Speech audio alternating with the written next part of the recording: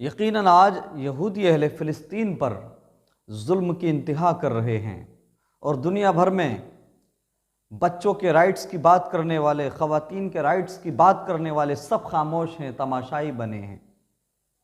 ساری دنیا دیکھ رہی ہے کہ اسرائیل نے، یہودیوں نے مسلمانوں پر ظلم کی انتہا کر دی ہے۔ اہل فلسطین پر طرح طرح سے ظلم کیے جا رہے ہیں، ان کو برہنہ کر کے پریڈ کرائی جا رہی ہے، ان کو برہنہ کر کے ننگا کر کے باہر گھمایا جا رہا ہے۔ لیکن مسلمانوں، دنیا والوں، یہ بات یاد رکھو، ایک دن وہ بھی آئے گا کہ یہی یہودی اپنی زندگیوں کی بھیک مانگتے ہوئے نظر آئیں گے۔ ہے قول محمد قول خدا، فرمان نہ بدلا جائے گا، بدلے گا زمانہ لاکھ مگر قرآن نہ بدلا جائے گا۔ آج چاہے جو کر لیں یہودی، آج چاہے اسرائیل والے جتنے ظلم کر لیں، جس طرح سے بھی وہ چاہیں بربریت کا مظاہرہ کریں، لیکن وہ دن قریب ہے کہ جس دن یہودی اپنی زندگیوں کی، اپنی جانوں کی بھیک مانگیں گے۔ میرے نبی صلی اللہ تعالی وسلم نے فرمایا، صحاح ستہ میں بار بار یہ حدیث آئی ہے، اور یہودی جانتے ہیں کہ جو قرآن اور احادیث کی کتابوں میں موجود ہے وہ ہو کر رہے گا۔ ساری دنیا یہ دیکھے گی۔ آج تم چاہے جتنا ظلم کر لو، لیکن وہ دن آئے گا۔ میرے نبی صلی اللہ تعالی وسلم نے فرمایا کہ تب تک قیامت نہیں آ سکتی جب تک مسلمان یہودیوں کے ساتھ جنگ نہ کر لیں اور ایک ایک یہودی کو قتل نہ کر دیں۔ حالت یہ ہو جائے گی کہ یہودی اپنی زندگیاں بچانے کے لیے، اپنی جانوں کو بچانے کے لیے، مسلمانوں سے چھپنے کے لیے، بچنے کے لیے ادھر ادھر بھاگیں گے، اپنی جانوں کو بچانے کے لیے پتھروں کے پیچھے چھپیں گے، درختوں کے پیچھے چھپیں گے۔ لیکن یہودیوں، کیا تم نہیں جانتے؟ کیا درختوں نے میرے نبی کا کلمہ نہیں پڑھا؟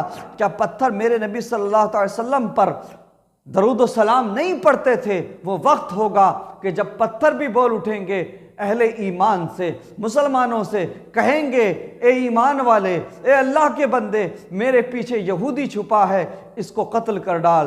درخت بھی بول اٹھیں گے۔ قسم خدا کی اس وقت دنیا تنگ ہو جائے گی۔ یہ دنیا دیکھے گی کہ ان یہودیوں کو دنیا میں کوئی پناہ دینے والا نہیں ہوگا، کوئی بچانے والا نہیں ہوگا۔ یہ میرے مصطفیٰ کی نظر ہے، یہ میرے مصطفیٰ کی پریڈکشن ہے۔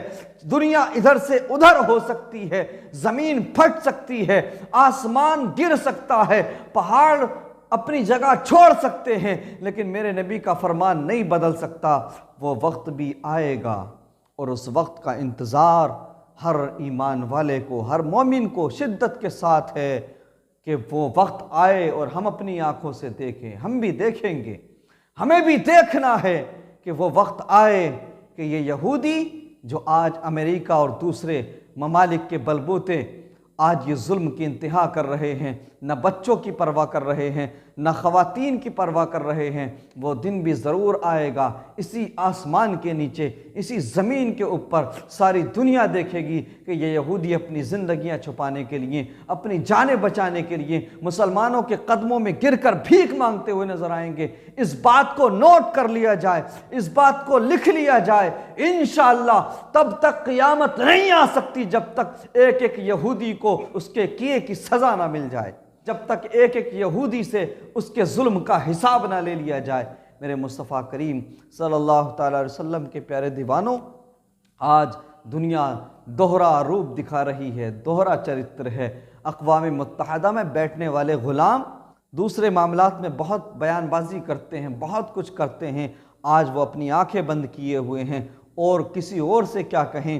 آج اسلامی ممالک کے حکمران بغیرت بنے ہوئے ہیں۔ اللہ اکبر، بغیرتی کی حدیں پار کر دی ہیں، اور جس لیڈر سے سب سے زیادہ مسلمانوں کو امیدیں تھیں، اس طیب اردغان نے نیٹو کے کہنے پر اپنے 4 جنگی جہاز رومانیہ میں بھیج دیے ہیں، وہ آگے کی تیاری کر رہا ہے۔ اللہ اکبر، لیکن اس نے اپنا ایک بھی جنگی جہاز، اپنا ایک بھی سپاہی فلسطین کی حفاظت کے لیے نہیں بھیجا، بیت المقدس کی حفاظت کے لیے نہیں بھیجا۔ یہ اردغان کی بزدلی ہے، کہ اس نے نیٹو کے اشارے پر، نیٹو کے کہنے پر رومینیا میں 4 جنگی جہاز بھیج دیے، لیکن اسلام کے لیے، بیت المقدس کی حفاظت کے لیے، قبلہ اول کی حفاظت کے لیے وہ ایک جہاز بھی، ایک جنگی بیڑا بھی، ایک جنگی جہاز بھی مسلمانوں کی حفاظت کے لیے نہیں بھیج سکا۔ چھوٹے چھوٹے بچے اپنی زندگی کی جنگ ہار رہے ہیں، اپنی زندگیوں کی قربانی دے رہے ہیں۔ اللہ اکبر! آج فلسطینیوں پر